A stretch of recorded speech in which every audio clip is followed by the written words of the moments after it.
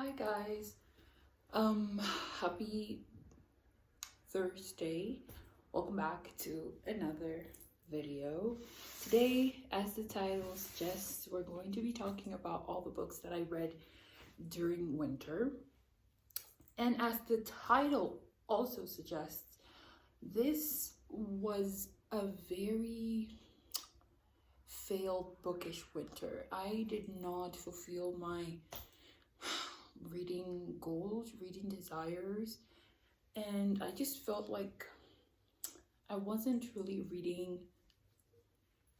what I wanted. But first of all, we're going to talk about the books that I kind of did read.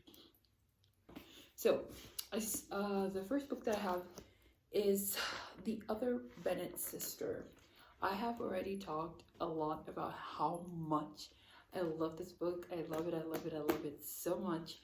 I have not read any Jane Austen book, and this book had me tempted to read Pride and Prejudice, and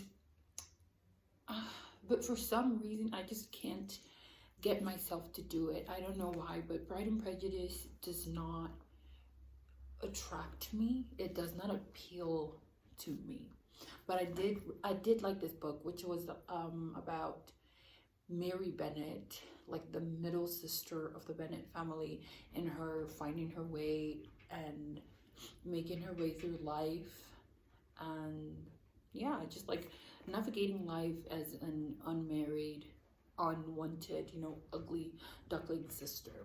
And I truly loved it. As you can see from all the tabs that it has, I love this book so much, and I'm going to read it again, but I'm going to give it like a year to marinate in my brain so I can forget it well enough to read it again and be surprised with it.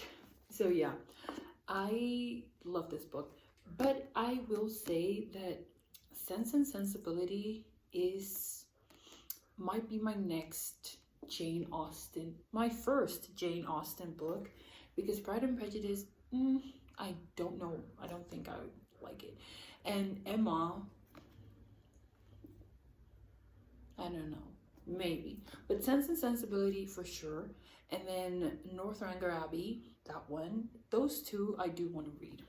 And then to my failed reads. Oh, but first, I did read, I don't have the physical copies because I already donated them. And because for some reason, when I read a book and I don't like it, or I can't finish a book, I just can't bear seeing it in my space. Like, it feels like it just brings my energy down, brings my reading motivation down, and I don't know, I find it uncomfortable. So I did donate this book that I'm going to talk about now. As you all know, I read An Offer from a Gentleman, that one, the Bridgerton season 4 book. And you all know my thoughts around that book. It was really bad, unsurprisingly. But then I saw the next book, which was To Sir Philip with Love, and that book is the Eloise book. And I was feeling a bit hopeful because I liked the premise of the book, and I was like, okay, let's give it a try. And I bought it and I could not finish it. I had like 10 pages left, and I was like, this is absurd. Why am I doing this? Why am I doing this to myself? So I just gave it up. I was like, you know what? It's not worth it. I read those two books, and then earlier last year, like maybe beginning of December, I read Sunrise and the Reaping, which was unfortunately one of the more painful ones. I absolutely did not like Sunrise and the Reaping, and I was very confused when I saw so many people like online praising the book. But for me, I just didn't like how the book was executed, the narration. It felt very flat. The characters felt very one-dimensional. Like, I could not see more. Like, there was no digging deep.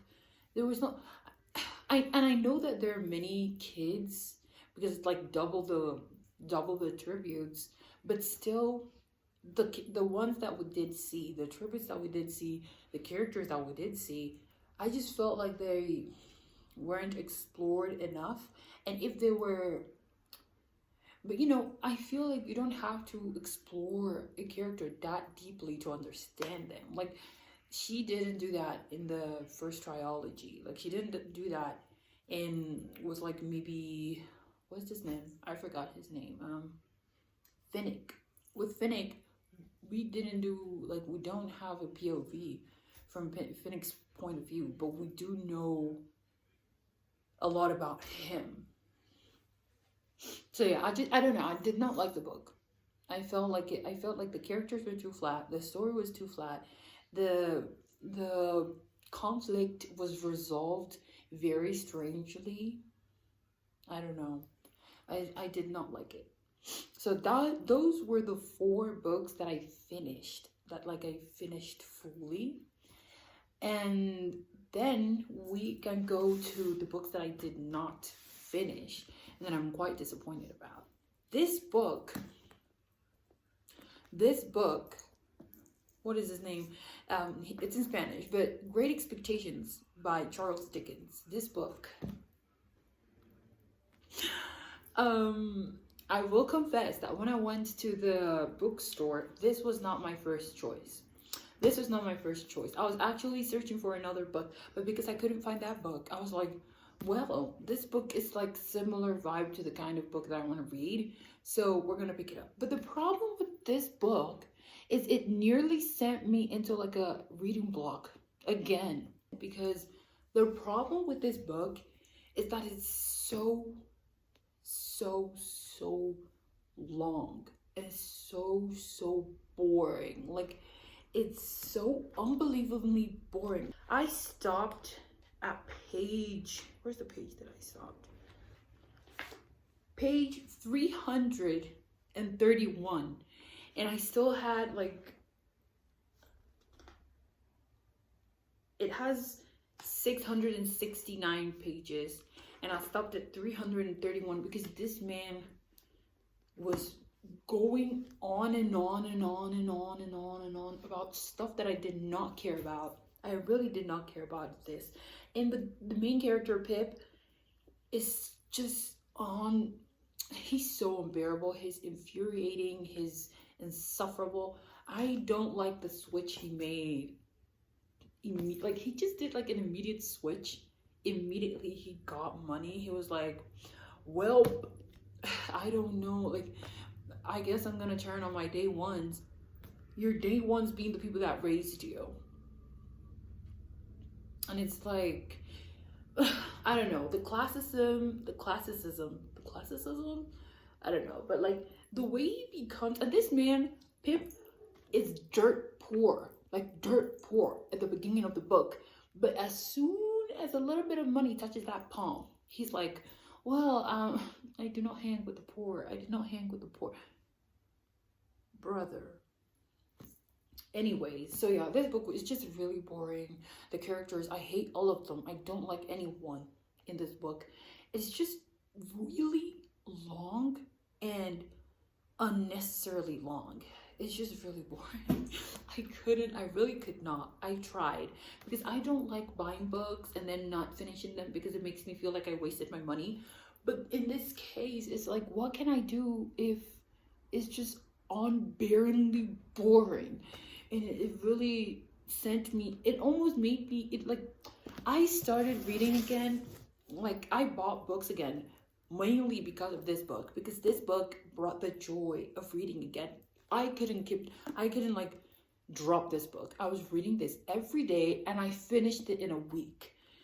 And I was like, oh my God, oh yes, finally my spark is back. I'm me again. I love reading again. And I went and bought so many books. Well, not so many books. I bought 3. I bought 3 books, and I did not really, I only liked 1 book out of the books that I bought. And we're going to talk about that later. But yeah, this book, no. I DNF'd it.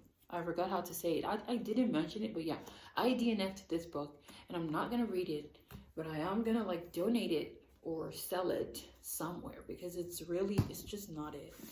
My other book that I'm so excited is Fire and Blood by George R.R. Martin, and it belongs to the Game of Thrones universe, and it spans 300 years before Game of Thrones, and it spans from the beginning,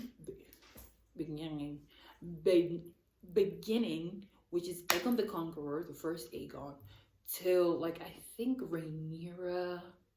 I'm pretty sure like Rhaenyra. I'm not sure, but maybe. I'm pretty sure it's like Rhaenyra's era. But yeah, and I'm loving it. I'm loving this book. The problem with it is that I just don't reach for it because at that point I'd been so burnt out with this book because I'm the kind of person that it kind of like I can read books at the same time, like multiple books at the same time, but the maximum is 3. But I was reading this book and I was also trying to read this book, but this book was so boring and it was just really depressing me because I just find it dreading. I found it like a chore, and it really just took the joy out of it. So I did not want to even read this book because I wasn't even in the right mood. So yeah, but I will come back to it. I've already read a few pages. I've already advanced a bit, but I do want to vlog the process of me reading and finishing this book because I want to make like a whole video concept around this book. So yeah, I want to vlog my process for reading this book. So I started this book, but I have not finished it yet.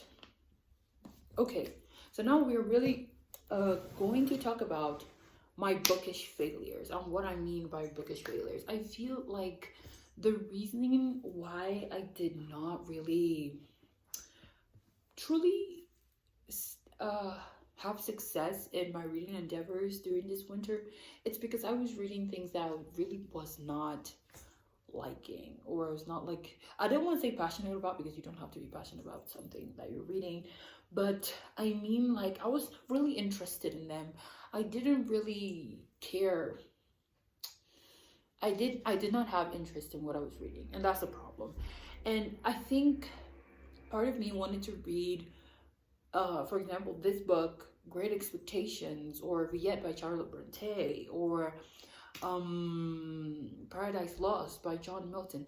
Paradise Lost is another thing. I love that book. I have not read it, but I know I will love it. Just like with this book, with the other brother sister book. When I have a vibe with a book and I just have this instant click with a book, and if I see it and I know that I like it, I most times end up liking it.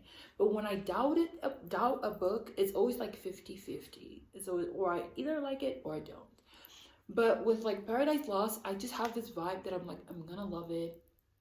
It's like truly my vibe of book. So Paradise Lost is another thing. But when I'm talking about those kinds of books, it's just like this pressure that I put on myself, and also pressure from watching other people on the internet reading these kinds of books and just being like, yeah, oh my god, I just want to be disgustingly educated. I want to be like this, or I don't know. I just feel like I should just read what I want, you know? And I don't want reading to become a chore. I want to read what I want without feeling like ashamed of it. So from now on, the only book I'm going to be reading is this book, and I'm going to read it at my pace. And then when I finish reading this book, I will read Paradise Lost. But I'm also planning on reading multiple fashion, oh my god, fantasy books, a lot of fantasy books, because that's my favorite genre. But yeah, I just wanted to say that I just feel like this trend going on of like you know, trying to be intellectual or well-read, or just having this like I'm better than you, or about yourself just because you read certain books or you read certain books. it really got to me, and I didn't want to seem like not well read, you know. I did not want to seem like, I don't want to insult myself, but I didn't want to seem like I did not read, you know, like I was not well read and I didn't read books that were like, you know, intellectual or contemporary and all that kind of stuff. But I don't want to be like, at the same time, I don't want to be closed-minded, because I'm not closed-minded. I just want to read books that appeal to me at the right time. Like if I'm feeling like reading contemporary and classics at the time, then I would read that. But if I don't want to, and maybe I'm feeling like reading fantasy and fiction for the whole year, then that's the thing that I'm going to do. I'm not going to force myself to read something that I don't like, because then it's just going to put this weight on me and I'm not going to enjoy what I'm reading. And it's just going to make me very sad. So yeah, that's all I wanted to say. And that's all for today's video. I just wanted to say that. And yeah, I hope you liked it, guys. I will be making a vlog about this book, and so please stay tuned to that. And yeah, thank you for tuning in. Bye.